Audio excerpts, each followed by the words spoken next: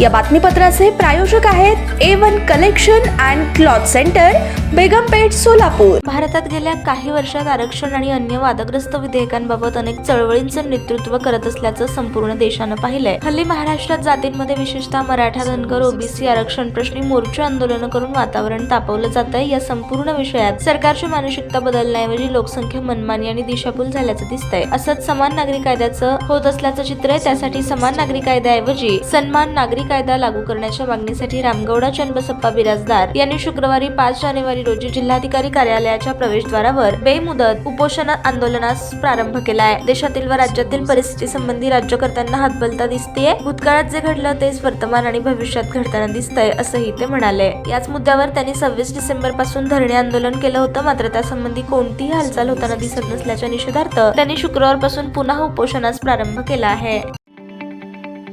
ताज्या बातम्या पाहण्यासाठी प्राईम महाराष्ट्र न्यूज चॅनलला सबस्क्राईब करा।